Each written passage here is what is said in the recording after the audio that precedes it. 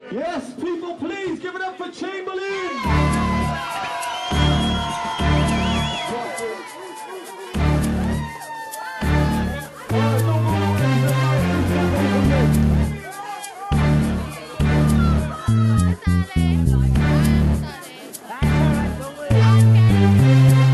Hello, I am Chamberlain. Why are you called Chamberlain, by the way? It's my nan's maiden name. She was my biggest fan. She said, "Oh, I like that hippity hop stuff that you do." I called myself Chamberlain, it's wicked. I'm doing it because it's, for me, it's creative. Like, it's therapy. I'm telling myself, I'm telling the story to myself, really.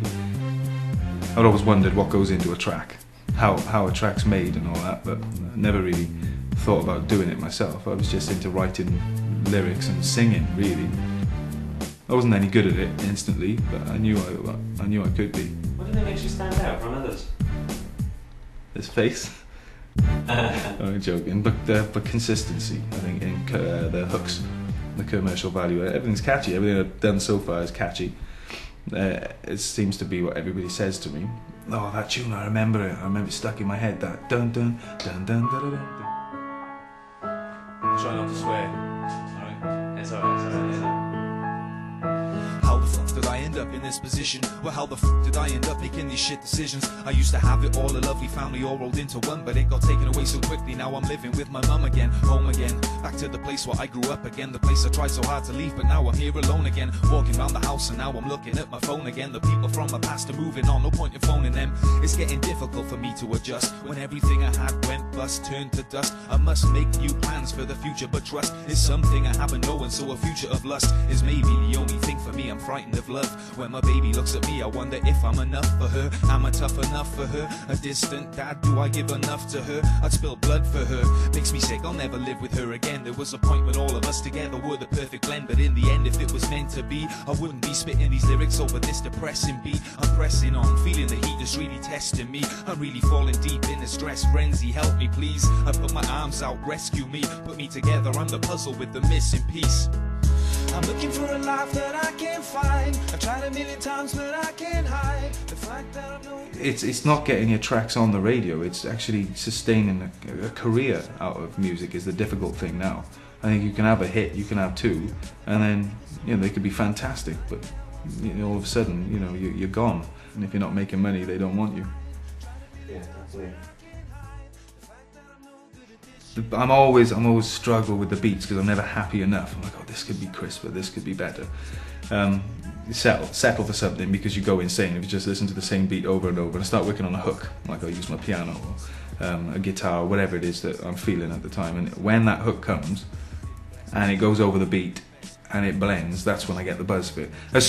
I could be making a track for half an hour and I won't be thinking of lyrics, but when the track gets to a certain stage and it makes me say a lyric in my head, I get buzzing. I think, oh, I can flow from this, and that's where I get a bit excited about it.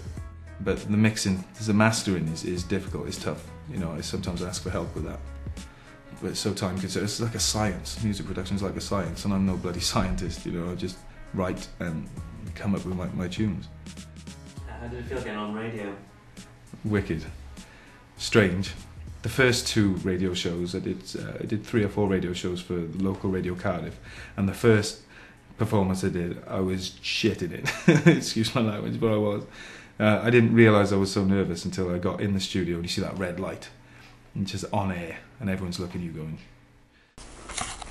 Okay, I'm back with the guys from the Streets Project now. They are going to give you a live jam as promised. And I'm going to hand you over to the fellas to introduce the track themselves. Here you go, guys. Okay, this is Chamberlain introducing my new track, Lazy Love. Brian Kennedy's on the guitar. When you're ready, bro. I thought, yeah, it's going to be interesting. But as soon as we came in and started performing, along with the guy that was guitaring for me at the time, I just got right into it, and it was a great buzz.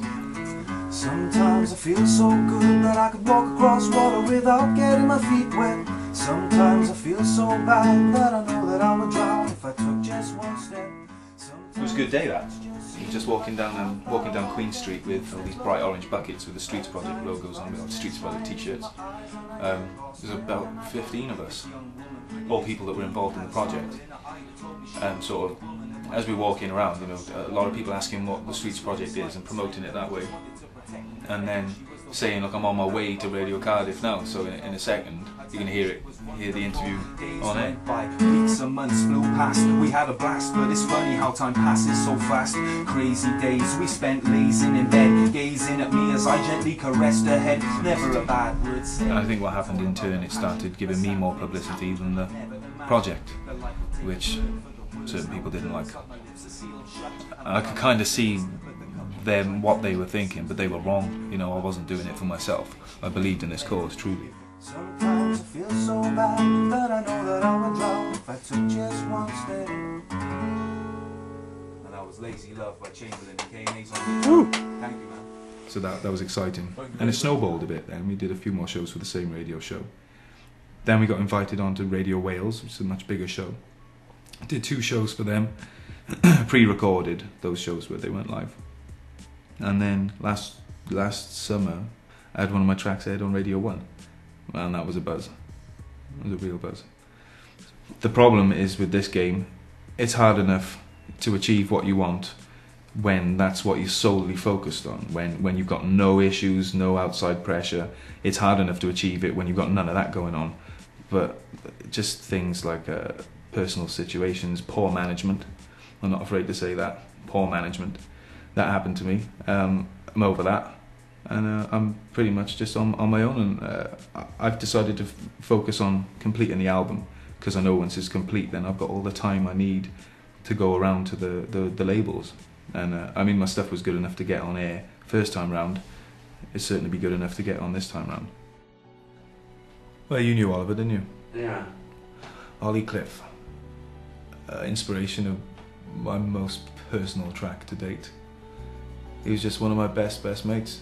Top guy, passed away before Christmas 2009. Terrible shame. But you see that tie. 10 of us had ties like that. 10 of his closest mates had ties printed out to wear at the funeral. You can see a CD mounted in the case as well. It's a single that I wrote for him. Sad thing that me and Ollie were good mates, and he was a massive fan of my music. He used to go over to Spain and just big me up, oh, my mate Chamberlain, this music. He was a huge fan of what I did. And then he gave me a hug. Ollie was very tactile, he was always, you know, hugging and kissing you and all that. And he gave me a hug before we got in taxis to go home, and he looked at me and he said, mate, what have I got to do to get you to write a song for me? That was the last thing he said to me. And then I've written this song, Edge of the Cliff, which is named after him. Just, it took for him to pass away to get what he wanted, which is a song for him. Ollie, yeah, he really wanted me to succeed, and I'm sure he's up there buzzing about the fact I'm talking about him on camera. He was a big-headed bastard. He loves it. Yeah. He loves it. He's probably having a dance now. So that's the story with that. Yeah, Edge of the Cliff. I realise I've got this ability to make music. I don't know where it comes from. I've got a musical family, but like I said, I've never been trained in anything, any aspect of music. But I was doing it for myself up until she was born. And now it's like I've just this extra drive. It's like I want to do it, I want to provide for the best way I can. Because I think I can make a lot of money out of this if I push hard enough. I've got that blind belief that it will happen.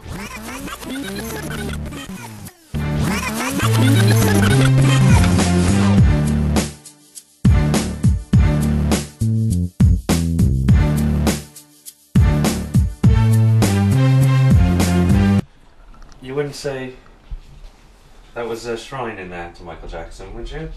What, in my studio? Yeah. No, it's just a few pictures. It's not like I go crazy over the merchandise or anything, or I'm some crazy obsessed fan or anything. What, a shrine, was it? I'm not sure. Shimon. Go on, go.